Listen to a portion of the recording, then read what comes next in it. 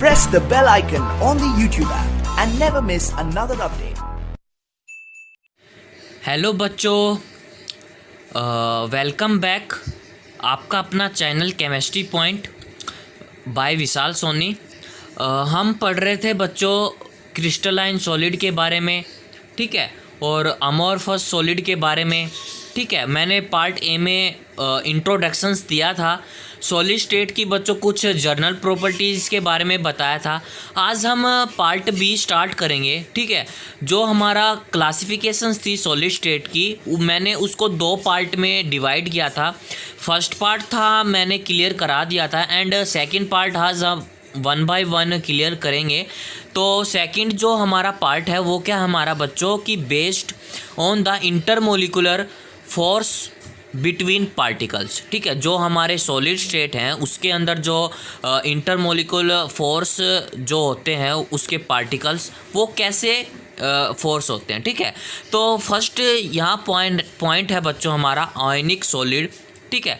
तो हम देखेंगे कि आयोनिक सॉलिड क्या होते हैं, तो ये किससे बने होते हैं बच्चों। इसका एक पॉइंट है कि कैटायन एंड अनायन, ठीक है। वो जो आयोनिक सॉलिड है वो कैटायन और अनायन से बने होते हैं। एंड सेकंड है जो हमारा आयोनिक सॉलिड है वो जर्नली हार्ड होता है एंड वो जर्नली ब्रिटल होता है, ठीक है। और जो हमारा आयोनिक सॉलिड होता है उसका नेचर बच्चों हमेशा पोलर नेचर का होता है। पोलर नेचर का मतलब क्या होता है, जो हमारा कैटायन के ऊपर पॉजिटिव चार्ज होता है और अनायन के ऊपर बच्चों नेगेटिव चार्ज लगा होता है, ठीक है। एंड नेक्स्ट है हमारा हम स्टेबिलिटी के बारे में बात कर लेते हैं कि soluble only in a polar solvent like this example is a water, okay. And next हम बात करते हैं कि बैड कंडक्टर क्यों बैड कंडक्टर है आयनिक सॉलिड। क्यों कंडक्टर है, क्योंकि उसके जो आयन होते हैं ना वो बिल्कुल फ्री फॉर्म में होते हैं। Bad conductor solid form because the do not have free ions, उसके जो आयंस होते हैं वो फ्री फॉर्म में रहते हैं, इसलिए वो बैड कंडक्टर होते हैं, ठीक है। एंड नेक्स्ट जो हमारा पॉइंट है गुड कंडक्टर कब होते हैं, जब उसकी एक मोल्ड्रन फॉर्म में होंगे, ठीक है, जो आसानी से कोई भी आयंस डिजोल्व हो जाए like this NaCl KCl KMnO4 and this is called to the ionic solid, ठीक है। चीज़ और बताता हूँ, मैंने यहाँ बच्चों soluble only in a polar solvent बताया था। एंड नेक्स्ट है बच्चों हमारा non polar solvent insoluble, okay. ये तो हमारा था आयोनिक सॉलिड का फर्स्ट पॉइंट, किसका based on intermolecular force of particle. And next हम पॉइंट करेंगे अब आगे। हमारा नेक्स्ट पॉइंट है कि मेटालिक सॉलिड क्या होता है। इसको मैं आप एक एग्जांपल के थ्रू समझाऊंगा, बेस्ट एग्जांपल के थ्रू, कि मेटालिक जो सॉलिड है वो किसके बीच में घुस जाता है, ठीक है। तो एक्चुअली इसके मैं अगर बॉन्ड के बारे में बात करूं या इसके कोई स्ट्रक्चर के बारे में बात करूं तो लेट्स सी मेरे पास एक आयरन का बेंच है, ठीक है। उसके जो चारों ओर आयरन के मॉलिक्यूल्स पाएंगे, आइटम पाएंगे, ठीक है। तो बेसिकली एक बॉन्ड अटैक करता है जो कि हमारा क्या है मेटालिक सॉलिड, ठीक है।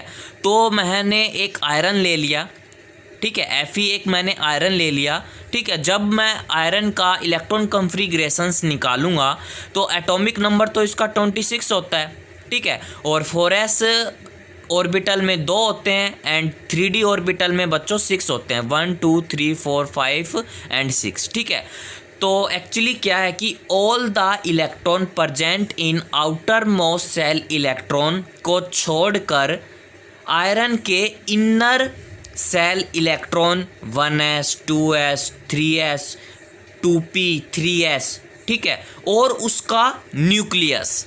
मैंने क्या बताया बच्चों कि all the electron present in outer most shell को छोड़कर आयरन के inner shell electron 1s 2s 2p 3s 3p और उसका न्यूक्लियस, ठीक है, दे आर किसमें कंपेरेबल करता है कर्नल में, ठीक है। तो व्हाट इज कर्नल कि all the inner shell electron, kernel क्या है all the inner shell electron and उसका न्यूक्लियस, ओके बच्चों, अब हमें क्या करना है कि जो हमारे कर्नल है उसके पास कितने अनपेयर इलेक्ट्रॉन्स होंगे। ठीक है, जो इसके अनपेयर्ड इलेक्ट्रॉन होंगे वो इसके आयरन के आसपास रहेंगे। तो आयरन का जो अनपेयर्ड इलेक्ट्रॉन कितने हैं, 4 है, तो मैंने यहाँ 4 इसके अनपेयर्ड इलेक्ट्रॉन लिख दिए।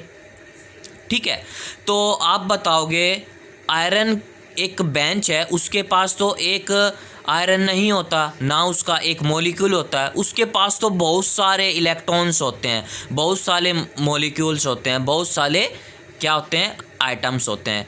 तो मैंने एक कर्नल यहाँ लगा दिया, एक यहाँ लगा दिया, एक यहाँ लगा दिया, एंड एक Fe मैंने यहाँ लगा दिया, एक Fe मैंने यहाँ लगा दिया, एक Fe मैंने यहाँ लगा दिया, एंड एक Fe मैंने यहाँ लगा दिया। कर्नल तो मैंने लगा दिए, अब इसके आउटर मोस्ट सेल इलेक्ट्रॉन्स भी लगाने हैं, मतलब इसके अनपेयर्ड इलेक्ट्रॉन्स को भी लगाने हैं। हर एक Fe के मैंने इसके पास 4 इलेक्ट्रॉन्स अनपेयर्ड फिलअप कर दिए हैं। ठीक है, 4 इलेक्ट्रॉन्स मैंने इसमें ऐड कर दिए हैं हर एक कर्नल के पास। ठीक है, अब क्या होगा, देखो बच्चों, कर्नल के पास कितने सारे इलेक्ट्रॉन्स हो गए, बहुत सारे। इन्होंने एक विशाल रूप ले लिया है कि इसके कर्नल के पास कितने सारे इलेक्ट्रॉन्स हो गए। ठीक है, हम एक टर्म यूज़ करते हैं सी ऑफ इलेक्ट्रॉन, मतलब समुंदर का इलेक्ट्रॉन। तो इसके अंदर क्या होगा, विशाल सा इलेक्ट्रॉन है। ठीक है, तो उस विशाल समुंदर के अंदर एक छोटे छोटे क्या होंगे, कर्नल, मतलब आइस क्यूब जैसे, आइस के चट्टानों के जैसे छोटे छोटे। आप इमेजिन कीजिए, टाइटैनिक मूवी होती है, उसके अंदर बच्चों ग्लेशियर्स होता है, वो टाइटैनिक बर्फ़ के गोले पर टकराएगा तो वहाँ एक सिनोरिया सा दिखाई देगा आपको कि ग्रीन कलर के तो बहुत सारे इसमें इलेक्ट्रॉन हैं, एंड वाइट कलर के इसके छोटे छोटे क्या हैं, कर्नल है। ठीक है, उसी से हमारा फॉर्मेशन होता है मेटालिक सॉलिड का। एक सॉलिड की हम जब बात करें तो बच्चों इसके अंदर एक गुड कंडक्टर होता है बाय सॉलिड फॉर्म में। ठीक है, तो इसके अंदर बहुत सारे फ्री इलेक्ट्रॉन्स होते हैं, जिससे वो एक गुड कंडक्टर के रूप में आया है। हमारा मतलब मेटल सॉलिड है, इसमें मैरिएबल्स भी हो सकते हैं, डक्टाइल भी हो सकते हैं, छोटे छोटे वायर बना सकते हैं। ठीक है, मेटालिक सॉलिड में बच्चों इसमें हाई मेल्टिंग पॉइंट होता है और हाई बॉइलिंग पॉइंट होता है। ठीक है, तो आप जिस तरह आपको इसके एग्जांपल लिखने हो मेटल के, जो भी आपको मेटल का पता है, जैसे आयरन होगा, कॉपर हो गया, ठीक है, मैग्नीशियम हो गया, टिन हो गया, तो इसी तरह से हम इस मेटालिक सॉलिड को डिफ़ाइन कर सकते हैं। तो इसमें कुछ दिक्कत बच्चों, फिर से समझाऊं एक बार, चलो फिर से समझा देता हूँ, अगर आपको एक बार नहीं आया है तो मैं दोबारा बता दूंगा। ठीक है, तो क्या एक मेटालिक सॉलिड है, ठीक है, मैं चाहे इसका बॉन्ड ले लूँ, चाहे इसका स्ट्रक्चर के बारे में बात करूँ, तो एक बच्चों एक आयरन का बेंच है, उसके जो चारों ओर, आयरन के चारों ओर बच्चों किसके आयरन के मॉलिक्यूल्स होते हैं, आइटम्स होते हैं। ठीक है, तो मैंने एक आयरन ले लिया, ठीक है, Fe, तो उसका जो एटॉमिक नंबर होता है 26, एंड उसके 4s में ऑर्बिटल होते हैं 2, एंड 3d में ऑर्बिटल होते हैं बच्चों 6। ठीक है, तो क्या करेगा कि all the electron present in outer most shell को छोड़कर आयरन के inner shell electron 1s 2s 3s 2p, ठीक है, जो भी है, और उसका nucleus, they are comparable of kernel. ठीक है, व्हाट इज कर्नल के all the inner shell electron और उसका न्यूक्लियस। ठीक है, तो बच्चों यहाँ जो कर्नल है, इसके हमें कर्नल के हमें बच्चों क्या है, Fe, तो उसके जो भी हमारे अनपेयर्ड इलेक्ट्रॉन्स होंगे, ठीक है, उसको हमें वहाँ शो करना है हर एक कर्नल के साथ में। तो इसमें बच्चों क्या आयरन के पास एक ही आयरन होगा, एक ही इसमें मॉलिक्यूल्स होंगे बच्चों। वहाँ आयरन के बेंच में बच्चों बहुत सारे तो इलेक्ट्रॉन्स होंगे एंड बहुत सारे उसमें आयरन्स के मॉलिक्यूल होंगे। तो मैंने यहाँ कर्नल बना दिए 1 बाय 1 बाय करके, और उसके जो भी अनपेयर्ड इलेक्ट्रॉन्स है और उसमें पुटअप कर दिए। ठीक है, तो अब देखो एक टर्म्स आती है सी ऑफ इलेक्ट्रॉन्स, मतलब समुंदर का इलेक्ट्रॉन्स। इसमें बच्चों बहुत सारे इलेक्ट्रॉन होते हैं, बहुत सारे इसमें कर्नल होते हैं। तो एक टर्म यूज़ होती है कि क्या चीज़ होती है कि एक फॉर एग्जांपल आपने एक टाइटैनिक मूवी देखी होगी, उसमें एक अगर वो टाइटैनिक एक गोले में टकरा जाए, बर्फ़ का गोले में टकरा जाए, तो वहाँ क्या होगा, वहाँ आपको एक ग्रीन कलर के छोटे छोटे क्या दिखाई देंगे, इलेक्ट्रॉन्स दिखाई देंगे, और उसमें छोटे छोटे क्या दिखाई देंगे, आपको कर्नल दिखाई देंगे। ठीक है, तो उसी का फॉर्मेशंस करके एक मेटालिक सॉलिड होता है। ठीक है, और फर्स्ट पॉइंट है इसमें गुड कंडक्टर। हम जब मेटल सॉलिड को जब हम एक गुड कंडक्टर कह सकते हैं बाय सॉलिड फॉर्म में, क्योंकि इसके पास बहुत सारे क्या हैं, फ्री इलेक्ट्रॉन्स हैं, और उसमें एक मेटल से हम पतली पतली क्या वायर बना सकते हैं। ठीक है, और पतली पतली वायर बना के उसमें कुछ भी मेटल का आप मटेरियल बना सकते हैं। ठीक है, और इसमें बच्चों हाई तो मेल्टिंग पॉइंट होता है और उसका बॉइलिंग पॉइंट होता है। ठीक है, और मेटेलिक सॉलिड में मेटल में आप कुछ भी एग्जांपल लिख सकते हो बच्चों, जैसे हमारा आयरन होगा, मैग्नीशियम हो गया, टिन होगा, कॉपर होगा, एनीथिंग, और भी जो भी मेटल के बारे में एग्जांपल है आप लिख सकते हो। थर्ड पॉइंट है बच्चों हमारा कोवैलेंट सॉलिड क्या होता है। फटाफट से हम कर लेते हैं कि इसके अंदर कौन सा बॉन्ड प्रेजेंट होता है। ठीक है, तो all the bonds present in between particles are covalent. ठीक है, तो आपको समझ में आ गया होगा कि all the bonds present in between particles are covalent nature जैसा होता है। ठीक है, और सेकंड पॉइंट है हमारा बच्चों की वी आर कोवैलेंट सॉलिड जो होते हैं वो हमेशा क्या करते हैं, म्यूचुअरिंग शेयरिंग करते हैं। ठीक है, अगर म्यूचुअरिंग शेयरिंग करेंगे तो इनके पास कोई भी फ्री इलेक्ट्रॉन्स नहीं होगा। अगर फ्री इलेक्ट्रॉन्स नहीं होगा तो ये क्या कहलाएंगे, बैड कंडक्टर कहलाएंगे। ओके, एंड थर्ड जो इसका पॉइंट है बच्चों कोवैलेंट सॉलिड का, कोवैलेंट सॉलिड बच्चों हमेशा हाई मेल्टिंग पॉइंट होती है इसके अंदर, और इसका बॉइलिंग पॉइंट भी क्या होता है बच्चों, हाई होता है। एंड नेक्स्ट है बच्चों जो कोवैलेंट सॉलिड होता है उसके अंदर बहुत ज़्यादा हार्ड सॉलिड होते हैं। ठीक है, बहुत ज़्यादा हार्ड क्या होते हैं, इसके ब्रिटली होते हैं और रिचिड होते हैं। ओके, कोवैलेंट सॉलिड के अंदर। एंड ये तो हमारी बेसिक चीज़ें हैं कोवैलेंट सॉलिड के अंदर। हाँ, अगर इसके अंदर कोई भी फ्री इलेक्ट्रॉन्स नहीं है तो बच्चों नॉन पोलर हो जाएगा। ठीक है, soluble in non polar solvent. Okay, covalent solid की जब हम बात करें तो बच्चों इसमें एक चीज़ आती है, एक एग्जांपल आता है, एक डायमंड का और एक आता है ग्रेफाइट का। ठीक है, तो इसमें बच्चों कोवैलेंट सॉलिड में इसका क्या रोल है, तो एक्चुअली एक चीज़ आपको बताना चाहता हूँ कि इनके जो बीच में होता है ना, एक होता है हमारा एलोक्रोप्स। ठीक है, एलोक्रोप्स का मतलब क्या होता है बच्चों कि एलोक्रोप्स में डायमंड में और ग्रेफाइट में इनका आइटम तो बच्चों सेम होगा, बट इनका जो प्रॉपर्टीज़ होंगी वो अलग होंगी। ठीक है, स्ट्रक्चर होंगे वो भी अलग होंगे, और एनीथिंग्स जो भी आइटम से छोड़कर और कुछ भी है वो सब क्या होंगी, डिफरेंट होंगी। ठीक है, आगे बच्चों अगर मैं डायमंड का स्ट्रक्चर बनाऊं तो एक कार्बन है। ठीक है, और उसने क्या बनाया है, 4 एक बॉन्डेड बनाए हैं, और ये बीच में हमारा क्या होगा, सेंट्रल बॉन्ड होगा, सेंट्रल बॉन्ड। ओके, इसका जो स्ट्रक्चर होगा ये टेट्राहेड्रल स्ट्रक्चर होगा, और इसका हाइब्रिडाइजेशंस देखें तो sp3 होगा, और इसका जो बॉन्ड लेंथ होगी बच्चों वो हमारी 154 पिकोमीटर होगी। और जो डायमंड जो होता है बच्चों वो एक वेरी हार्डेस्ट सब्सटेंस होता है, और ये डायमंड भी एक बैड कंडक्टर होता है क्योंकि इसके पास कोई भी फ्री आयंस नहीं होते, जैसे 1 2 3 4 तो इसके खुद के हो गए, और 1 2 3 एंड 4 इसके साथ वाले के हो गए, तो इसके अंदर कोई भी फ्री आयंस नहीं है, इसलिए ये बैंड कंडक्टर बोला जाता है।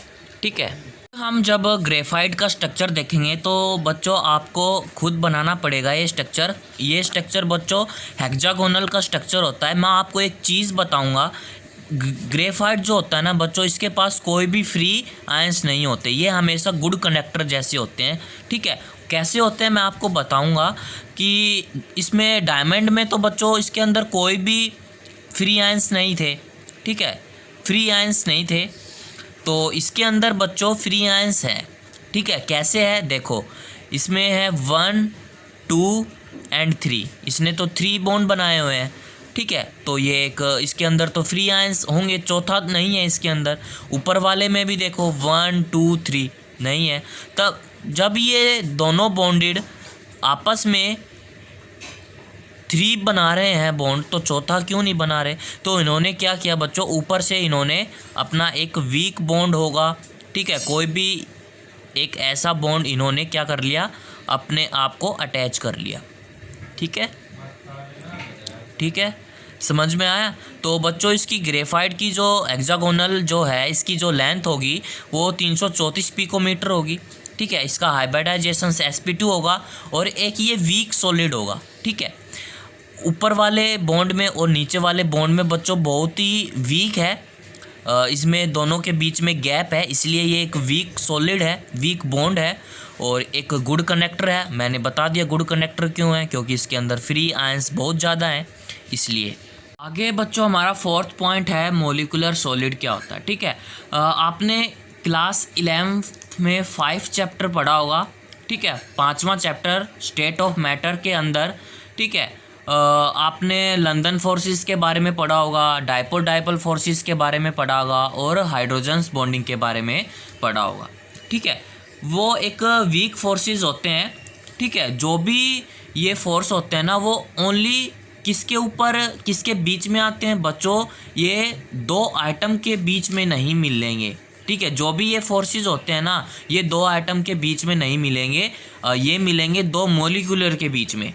ठीक है, अपन जैसे कोई आयोनिक बॉन्ड हो गया, ठीक है, कोवेलेंट बॉन्ड होगा, उनकी बात एक अलग है। ठीक है, जो ये फोर्सेस होते हैं ये 2 मॉलिक्यूलर के बीच में अटैक करेंगे। फॉर एग्जांपल अपन अगर H2O ले लें, ठीक है, 2 H2O ले लें, एक हाइड्रोजन्स है उसके अंदर और 2 ऑक्सीजन है, इसमें भी एक हाइड्रोजन है और 2 ऑक्सीजन है। अगर ये वाला इसके ऊपर अटैक करेगा और ये वाला इसके ऊपर अटैक करेगा दोनों के तरफ, तो एक इनके बीच में जो मॉलिक्यूलर के बीच में ये दोनों अटैक करेगा। कौन करेगा? लंदन फोर्सेस हो गया, डाइपोल फोर्सेस हो गया और हमारा हाइड्रोजन्स बॉन्डिंग हो गया। ठीक है, बेसिकली एक्चुअली इसके 3 टाइप्स होते हैं बच्चों। एक तो होता है हमारा नॉन पोलर सॉलिड, एक हमारा होता है पोलर सॉलिड और एक होता है हमारा हाइड्रोजन बॉन्डिंग सॉलिड। ठीक है, तो नॉन पोलर सॉलिड की जब हम बात करें, इसके अंदर जब हम आइटम्स के बारे में जानेंगे तो इसमें नोबल गैस के जो आइटम होते हैं एक्चुअली He, ठीक है, Ne और हमारा Ar। Okay, non polar solid के अंदर अगर हम मॉलिक्यूल्स के बारे में बात करेंगे तो उसमें I2, Br2 और H2। ठीक है, तो non polar solid actually London forces में अटैक करेगा और ये वीक सॉलिड बनाएगा। ठीक है, और नॉन पोलिड जो सॉलिड्स के जो प्रॉपर्टीज़ होती हैं वो एक सब्लिमिनेशंस की तरह रिएक्ट करेगा। इसका अर्थ क्या होता है बच्चों, कोई भी जो सॉलिड होता है वो सीधे कहाँ अटैक करेगा? वेपर प्रेशर के पास अटैक करेगा। ठीक है, इसलिए हम इसको सब्लिमिनेशंस बोलते हैं। फॉर एग्जांपल हमने कम्फर देख लिया, मतलब कपूर है, हमारा नेप्थलीन्स है, देसी भाषा में जो उसकी गोली होती है ना, जो हम टॉयलेट वगैरह में डालते हैं, कपूर की गोली होगी। ठीक है, ये हमारा है नॉन पोलर सॉलिड और इसमें I2 भी हम लिख सकते हैं एग्जांपल में। और पोलर सॉलिड में क्या है और हाइड्रोजन्स बॉन्डिंग सॉलिड में क्या है एक्चुअली बच्चों। पोलर सॉलिड की बात करूं तो इसके अंदर एक्चुअली पोलर सब्सटेंस या मैं लिखूं पोलर मॉलिक्यूल्स। ठीक है, तो एक इसमें हाइड्रोजन होता है, एक क्लोरीन होता है। ठीक है, ये लेस होता है, ये मतलब हार्ड होता है। जो भी इसके क्लोरीन है ना, ये अपनी तरफ खींच लेता है बॉन्ड को, तो इसके ऊपर बच्चों नेगेटिव, इसके ऊपर पॉजिटिव। ठीक है, तो अगर बहुत सारे HCl के मॉलिक्यूल्स होंगे तो बच्चों इसके जो बीच में होगा ना, क्या होगा? फोर्स ऑफ अट्रैक्शन, उसी को हम बोलेंगे डाइपोल अट्रैक्शंस। ठीक है, डाइपोल फोर्सेस। ठीक है, वो क्या होंगे? सॉलिड होंगे। ओके, हमारा बच्चों कंपैरेटिव हार्ड। ठीक है, जो हमारे पोलर सॉलिड होते हैं वो हार्ड होते हैं, किसके कंपेयर होते हैं? नॉन पोलर सॉलिड के compare. Okay, hydrogen bonding solid, ये मैं पहले भी बता चुका हूँ बच्चों, ये एक स्पेशल टाइप का बॉन्ड होता है। ठीक है, जैसे पीरियोडिक टेबल में हाइड्रोजन है ना वो 3 स्पेशल टर्म के साथ अपनी बॉन्डिंग को शेयर करता है, ठीक है। तो special bond are called to the hydrogen bonding, ठीक है। तो जब हाइड्रोजन किसके साथ बॉन्डिंग करेगा, एक हमारे फ्लोरीन के साथ बॉन्ड बनाएगा, ठीक है। और जो हमारा ऑक्सीजन है वो क्या करेगा, हाइड्रोजन के साथ अपनी बॉन्डिंग बनाएगा। और एक हमारा जो नाइट्रोजन है वो भी क्या है, 3 हाइड्रोजन के साथ बॉन्ड बनाएगा। एक्चुअली इस केस में बच्चों 3 ही हमें देखने को मिलेंगे, एक तो हमारा HF, एक हमारा वाटर H2O और एक हमारा अमोनिया, ठीक है, NH3। ये था हमारा बच्चों मॉलिक्यूलर सॉलिड। इसका मैं आपको एक एग्जांपल और बना के समझाऊंगा अच्छे से। बॉन्डिंग का एक स्पेशल आपको एग्जांपल बताता हूँ। जैसे एक हाइड्रोजन H2O का मैंने मॉलिक्यूलर ले लिया, जैसे यहाँ मैंने H2O ले लिया, ठीक है। और इस पे हमारा डेल्टा पॉजिटिव चार्ज और इस पे हमारा डेल्टा पॉजिटिव चार्ज और इस पे हमारा डेल्टा नेगेटिव चार्ज, ठीक है। ये तो हो गया। अब मैं इसके पास बहुत सारे H2O होंगे, यहाँ मैंने H2O बना दिए, ठीक है। एक H2O मैंने यहाँ बना दिया, एक H2O मैंने यहाँ बना दिया, ठीक है। तो इस पे भी डेल्टा पॉजिटिव चार्ज, इस पे भी डेल्टा पॉजिटिव चार्ज और इस पे भी डेल्टा पॉजिटिव चार्ज। ये दोनों क्या करेंगे, इसके साथ अटैक करेंगे क्योंकि ये नेगेटिव चार्ज, ये पॉजिटिव चार्ज है, ठीक है। और 2 और मैं हाइड्रोजन बना देता हूँ, H2O बना देता हूँ यहाँ, और हमारे पास क्या है, H2O है, ओके। तो इस पे भी ये अटैक करेगा और इस पे भी ये अटैक करेगा। तो एक्चुअली हमें इसमें क्या देखने को मिलेगा, ये हमें मिलेगा हाइड्रोजन बॉन्डिंग देखने को मिलेगा, ठीक है। ये हमें क्या मिल रहा है, हाइड्रोजन बॉन्डिंग को देखने को मिल रहा है। तो हाइड्रोजन बॉन्डिंग एक स्पेशली केस होता है जिसमें हमें 3 देखने को मिलते हैं, HF, ठीक है, H2O और हमारा अमोनिया NH3, ओके। इतना ही। आपको ये वीडियो अच्छी लगी होगी तो लाइक करना, शेयर करना, सब्सक्राइब करना तो बिल्कुल मत भूलना। आप बच्चों इसका आप 1 बाय 1 नोट्स बनाते जाओ, ठीक है, ताकि आपको आगे कोई प्रॉब्लम न आए। तो बच्चों मैं हर एक इजी ट्रिक के अनुसार आपको समझा रहा हूँ, आपको प्रैक्टिस करा रहा हूँ कि जो सॉलिड स्टेट के अंदर जितने भी मटेरियल होंगे, जितने भी टॉपिक्स होंगे, मैं 1 बाय 1 आपको इजी ट्रिक के अनुसार मैं आपको सभी टॉपिक कराऊंगा, ठीक है। तो chemistry point by Vishal Soni join करो, ठीक है, चैनल को सब्सक्राइब करो। इजी मेथड के अनुसार आपको सब कुछ